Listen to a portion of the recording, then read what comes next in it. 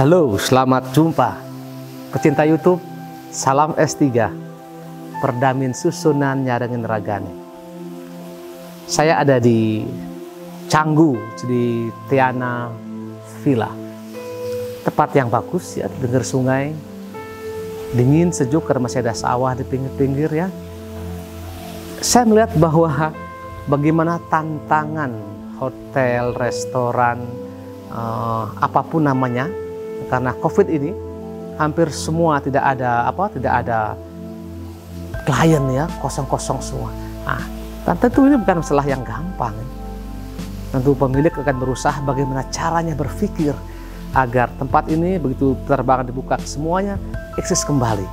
Nah, mengenai tantangan, ini kerap kali menjadi hal yang sangat menarik bagi saya. Tantangan untuk maju, tantangan untuk berkembang dalam bisnis, tantangan kemampuan untuk berekspresi, untuk menyalakan semuanya. Karena kalau ada tantangan tanpa disertai dengan cara menanggapi, kemudian action yang pas, mungkin kita akan selalu ketinggalan zaman. Ditinggal oleh penggemar, ditinggal oleh klien, ditinggal oleh apapun namanya. Sehingga dalam dunia bisnis, tantangan hal yang harus diperhitungkan, direncanakan, dan dibuat rencana strategis untuk mencapai hal itu. Dalam konteks tantangan ini, saya ingin mengatakan begini, ya, suatu perusahaan besar ya, yang bonafide terkenal karena servisnya, gaji yang besar, dia mencari karyawan hanya 3 orang dengan kedudukan sebagai manajer. Ya. Begitu disebarkan semacam lowongan kerja di koran-koran, orang melamar ratusan, ya, bahkan mungkin ribuan. Karena terkenal, ini perusahaan yang sangat terkenal, sehingga orang semua tahu ini bagus. Ya. Melamar dan saringan pertama, kedua, ketiga, keempat, sampai ke 10, tinggal 10 orang. Ini pun disaring lagi, ya, tes dan terpilih 3 orang yang terbaik. Pemilik dari perusahaan ini tidak akan puas sebelum dia tahu bagaimana jiwa juang dia punya karyawan ini. Kemudian panggil 3 orang ini, kamu telah menjadi resmi diterima karyawan kami, tapi saya belum yakin 100% akan kemampuanmu. Kemampuan untuk menerima tantangan itu sudah menentukan prospek masa depanmu, gajimu, kenaikan pangkat dan sebagainya. Baik, saya berikan waktu seminggu. Ya. Silahkan kamu bertiga berlomba-lomba menjual sisir pada biksu. Ya, tahu biksu kan? Tahu baik. Biksu kan tidak ada penyaan pada kepala kan, tidak ada rambutnya, bukan ada gundul karena memudahkan untuk berbagai macam hal. Wih, mendengar itu, yang pertama ini, ini mengong ini. Sehingga dia punya semangat semacam redup sedikit. Yang kedua, akan saya coba, tapi dengan agak loyo sedikit, akan saya coba. Yang ketiga, ini kesempatan membuktikan kemampuan. Seminggu mereka diberi waktu. Yang pertama dia pergi ke suatu wihara, yang tempatnya di gunung ya, bagus. Datang dengan muka yang penuh kelelahan, minta dikasihani. Dia berjumpa dengan biksu. Biksu, tolong sebentar dulu, beli saya punya sisir ini. Kenapa? Demi masa depan saya, karena tanpa laku ini saya nggak diterima menerima pekerjaan. Wih, kamu tahu saya tidak punya rambut ini untuk apa ini?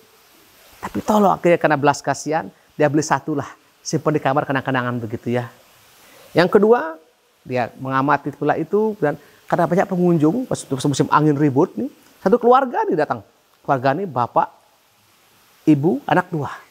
Rambutnya gondrong ini, ya, kena angin, dia dekati. Wah, mungkin anak perlu sisir, rambut anak gondrong.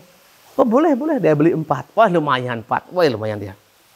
Yang ketiga, selama hari pertama, hari kedua, hari ketiga, dia mengamati, dia rekam semua. Berapa orang yang datang ke wihara ini. Dia sampai 5.000 orang. Kemudian dengan data ini, dia datang, minta izin, bicara dengan pimpinan biksu di sana. Bagaimana, anak muda? Biksu, tempat Anda ini bagus sekali, eksotik, menarik ya, banyak pengunjung datang. Ini cuma 3 hari ini, saya mencatat 5.000 orang. Wih, alangkah sayangnya kalau Anda tidak menyapa mereka. Artinya dengan memberikan kenangan apa gitu, agar mereka pulang, mereka cerita tentang tempat Anda ini. sehingga akan tahun depan, bulan depan akan begitu banyak orang datang. Kan punya usul, kata biksu. Baik, kalau saya boleh usul, Anda berikan kenang-kenangan semacam sisir yang bagus ya, bagus dengan pegangan, dengan pada ujung pegangan itu Anda tekan ya, namanya biksu Komangka, biksu Agus, katakan situ, keren. Hoi, ide bagus ini. Baik, saya pesan 5.000 sisir. Segera ya, 3 hari ini selesai. Dia pulang semangat. Kerja selesai seminggu waktunya, mereka berkumpul panggil bosnya. Bagaimana? Laku berapa? 1 Pak. Kenapa 1? Untung laku Pak. Pak ini aneh-aneh Pak ini. Wah, salah lagi bosnya. Yang kedua, laku 4. Oh lumayan. Ya kebuat bagaimana? Saya amati itu keluarga, akhirnya laku, ya, syukur laku. Yang ketiga, laku berapa? 5.000. Bapaknya mau pingsan ini. Wih, bagaimana kau buat itu?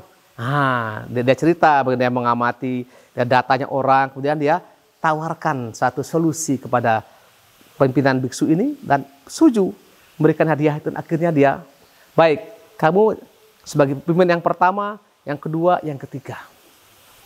Ini cerita klise. Saya yakin Anda pasti mengalami hidup itu. Anda melamar pekerjaan, tentu bos tidak akan terima Anda gampang-gampang saja kan. Kita lihat Anda punya kinerja, kesiapan menerima tantangan, dan kemudian kemampuan inovatif menemukan cara-cara agar produk atau jasa itu laku, orang suka itu. Dan saya kira hidup seperti itu.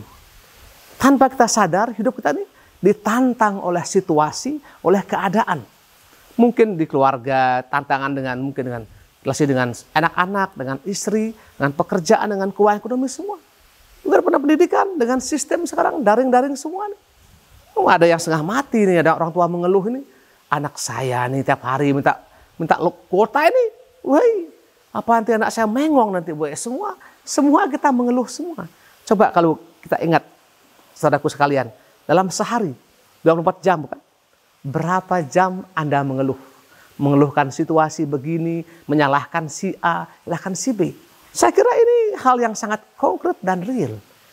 Dan saya itu pertama-tama bahwa sejauh mana saya seperti orang yang tadi yang menjual sisir, orang yang ketiga. Berikan tantangan, memang logikanya agak-agak aneh. Tapi dalam keanehan itu ia mampu menemukan cara, menemukan pola pikir, dan menggerakkan dia sehingga dan berhasil menjual 5.000. Yang lain cuma 1, cuma 4. Jauh sekali kah? Kalau kita bisa berbuat seperti itu, saya yakin bos-bos akan cari orang-orang yang seperti itu untuk mengembangkan perusahaannya, mengembangkan sekolahnya, mengembangkan parokinya, mengembangkan KBG-nya. Ya? Sehingga tantangan yang pertama adalah diri sendiri, bukan orang lain. Caranya bagaimana? Saya kira ini kalau ada buku sedikit, ya mungkin buku lama, tapi bagaimana mengisahkan strategi ya, orang berjuang. Atau mungkin buku lama ya, Seven Habits dari Stephen Covey itu juga bagus itu. Kadang-kadang kita merasa diri tahu semua. Sehingga kalau anak kami itu kalau dia ke warnet itu bukan untuk baca-baca, untuk main game online. Dia lihat hanya Upin Ipin, yang betul-betul begitu tuh. Meskipun tiap hari dia buka warnet, dia punya bahasa Inggris masih kacau-kacau nih. Padahal kan kalau mau kan bisa itu tutorial bahasa Inggrisan. Ini yang penting. Bagaimana cara melihat peluang dalam situasi yang mungkin agak susah. Sehingga dibutuhkan pertama-tama adalah sadar kita berjuang. Orang membutuhkan orang kreatif, membutuhkan orang inovatif. Sehingga tanpa perjuangan itu mungkin kita akan menjadi, kalau kita mungkin pedagang ya, ditinggalkan klien, hotel ditinggalkan oleh klien. Kenapa? Tidak ada tantangan baru. Sama-sama seperti dulu. Seperti lagu-lagu itu kah?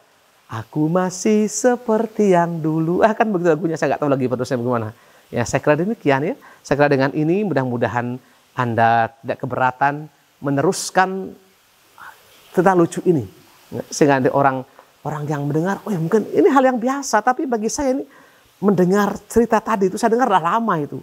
Saya selalu menjadi tertantang ya, mengevaluasi hari ini bagaimana, besok mungkin bagaimana. Sehingga adalah progres yang signifikan. Tanpa itu semua, saya kira teman-teman pecinta YouTube, S3 khususnya, tantangan pertama bukan dalam diri, tapi diriku sendiri. Bagaimana saya hadir, sehingga kehadiran saya, kemampuan saya, keterampilan saya, mengembangkan, memberi rasa, atau memberikan warna yang berbeda pada dunia di sekitar saya, entah di pendidikan saya bekerja, atau di mungkin pariwisata, ataupun mungkin perhotelan dan sebagainya. Tanpa itu, tanpa kreativitas, tanpa mau menerima tantangan, kita akan loyo, gampang lelah, gampang bilang lupa, gampang bilang tidak bisa. Semoga kita yang mendengar ini diyakinkan bahwa Anda mampu. Anda mampu karena memang kita dilahirkan demikian ya. Kita manusia dilahirkan dengan berbagai macam kemampuan. Kerap kali kita kurang menyadari kemampuan kita itu. Sehingga menjadi apa ya? Sama seperti Anda beli handphone ya. Handphone baru kan mesti perlu diaktifasi. Sehingga untuk fungsinya untuk SMS, untuk WhatsApp, untuk M-Banking bisa terpakai. Sama dengan kita sudah punya potensi besar sekali. Kalau tidak diaktifasi, potensi ini seperti orang tidur yang tidak ada gunanya. Dengan diaktifasi dan diaktif, menerima informasi, mengolah informasi, kemudian menentukan tindakan step 1, step 2, step 3, dan seterusnya. Saya kira demikian, dan selamat berjuang. Bayangkan Anda menjual sisir pada seorang biksu yang tidak punya rambut. Bayangkan, caranya bagaimana? Atau tadi bagus tuh.